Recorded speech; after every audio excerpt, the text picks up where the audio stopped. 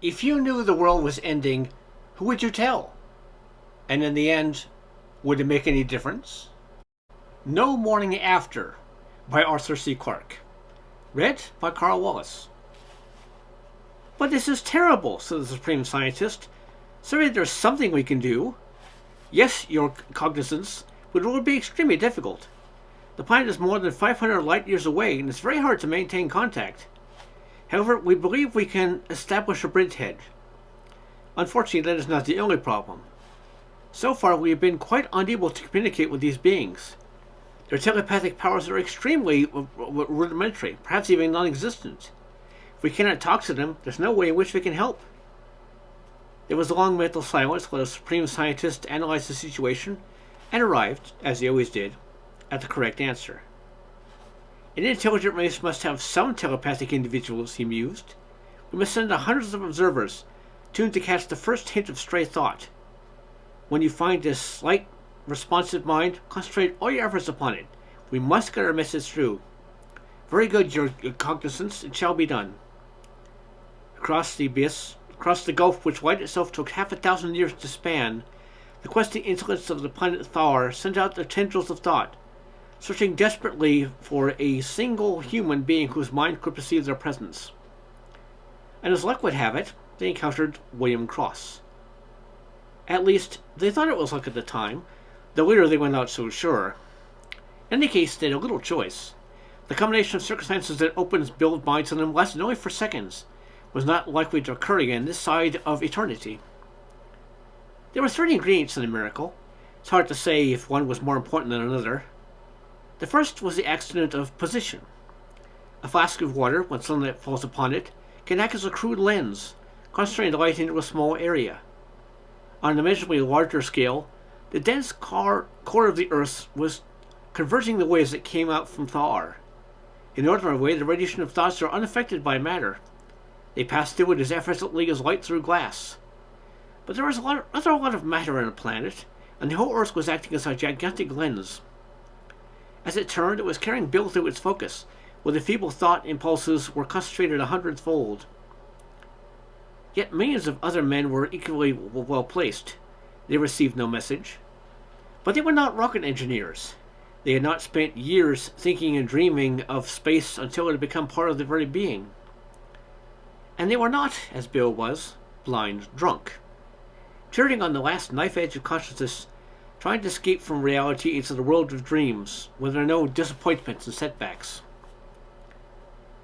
Of course, you can see the Army's point of view. You are paid, Dr. Cross, General Potter had pointed out with unnecessary emphasis, to design missiles, not spaceships. What you do in your own spare time is your own concern, but I must ask you not to use facilities of this establishment from your hobby. From now on, all projects for the computing section will have to be cleared by me. That is all. They couldn't sack him, of course. He was too important. He was not sure he wanted to stay. He was not sure if anything except the job had backfired on him, and the Brennan had finally gone off with Johnny Gardner, putting events in their order of importance. Wavering slightly, Bill cupped his chin in his hands and stared at the whitewashed brick wall on the other side of the table. The only attempt at ornamentation was a calendar from Lockheed and a glossy 6x8 from Aerojet showing Little Abner Mark I making a boosted takeoff. Bill gazed morosely at a spot between the 2 pictures and emptied his mind of thought. The barriers went down. At that moment, the massed intellects of Thar gave a soundless cry of triumph, and the wall in front of Bill slowly dissolved into a swirling mist. He appeared to be looking down a tunnel that stretched to infinity. As a matter of fact, he was. Bill studied the phenomenon with mild interest. Had a certain knowledge that but he was not up to the standards of previous hallucinations. When the voice started speaking in his mind, he let it ramble on for some time before he did anything about it. Even when drunk, he had an old-fashioned prejudice against starting conversations with himself. Bill, the voice began, listen carefully. We have had great difficulty in contacting you, and this is extremely important. Bill doubted this on general principles. Nothing was important anymore. We must be speaking to you from a very distant planet, continued the voice in a tone of urgent friendliness. You are the only human being we've been able to contact, so you must understand what we are saying. Bill felt mildly worried, though in a rather impersonal sort of way, since it was now rather hard to focus on his own problems. How serious was it, he wondered, when you started to hear voices? Well, it's best not to get excited. You can take it or leave it, Dr. Cross, he told himself. Let's take it until it gets to be a nuisance. Okay, he answered with bored indifference. Go right ahead and talk to me. I want mine as well as it's interesting. There was a pause. Then the voice continued in a slightly worried fashion. We don't quite understand. Our message isn't really interesting. It's vital to your entire race, and you must notify your government immediately. I'm waiting, said Bill. It helps to pass the time. 500 light years away, the Tha'ars conferred hastily among themselves. Something seemed to be wrong, but they could not decide precisely what.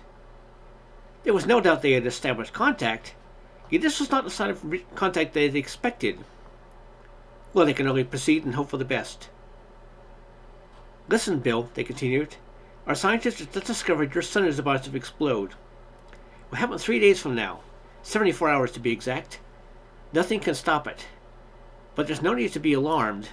We can save you if you do what we say. Go on, said Bill. The hallucination was ingenious.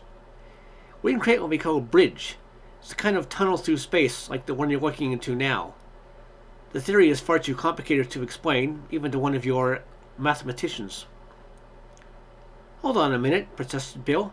I am a mathematician, and a darn good one, even when I'm sober. I've read all about this kind of thing in science fiction magazines. I presume you're talking about some kind of shortcut through a higher dimension of space. That's old stuff, pre-Einstein. A sensation of distinct surprise seeped into Bill's mind. We had no idea you were so advanced scientifically, said the Tha'arns. We haven't time to talk about the theory. All that matters is this. If you were to step in that opening in front of you, you'd find yourself instantly on another planet. It's a shortcut, as you said, in this case to the 37th dimension. And it leads to your world? Oh no, you couldn't live here. But there are plenty of planets like Earth in the universe. We've found one that will suit you. We'll establish bridges like this all over Earth, so people will only have to walk through them to be saved. Of course, they have to start building up civilization again when they reach their new home, but it's their only hope. You have to pass on this message and tell them what to do. I can just see them listening to me, said Bill. Why don't you go and talk to the president? Mr. Yost was the only one we were able to contact. Others seem close to us. We don't understand why. I could tell you, said Bill, looking at the nearly empty bottle in front of him. He was certainly getting his money's worth. What a remarkable thing the human mind was. Of course, there was nothing all original in the dialogue. It was easy to see where the idea came from. Only last week he'd been reading a story about the end of the world, and all this wishful thinking about bridges and tunnels through space was pretty obvious compensation for anyone who'd spent 5 years wrestling with recalcitrant rockets. If the sun does blow up, Bill asked abruptly, trying to catch his hallucination unawares, what would happen? Well, your planet would be melted instantly. All the planets, in fact, right out to Jupiter. Bill had to admit this was quite a grandiose conception. He let his mind play with the thought, and the more he considered it, the more he liked it. My dear hallucination, he remarked pityingly, if I believed you, do you know what I'd say? But you must believe me, came the despairing cry across the white ears. Bill ignored it. He was warming to his theme. I tell you this, it was the best thing that could possibly happen. Yes, it would save us a whole lot of misery. No one has to worry about the Russians and the atom bomb and the high cost of living. Oh, it would be wonderful. It's just what everybody really wants. Nice of you to come and tell us, but you just go back home and pull your old bridge after you. There was consternation on Tha'ar. The supreme scientist's brain, feeling like a great mass of coral in its tank of nutrient solution, turned slightly yellow about the edges. Something had not done since the Xantil invasion 5,000 years ago. At least 15 psychologists had nervous breakdowns and were never the same again. The main computer in the College of Cosmophysics started dividing every number in its memory circuits by 0 and promptly blew all of its fuses. And on Earth, Bill Cross was really hitting his stride. Look at me, he said, pointing a wavering finger at his chest. I spent years trying to make rockets do something useful, and he told me I'm only allowed to build guided missiles so we can all blow each other up. The sun will make a neater job of it. If he did give us another planet, we'd only start the whole damn thing all over again. He paused sadly, marshalling his morbid thoughts. And now Brenda has out of town without even leaving a note.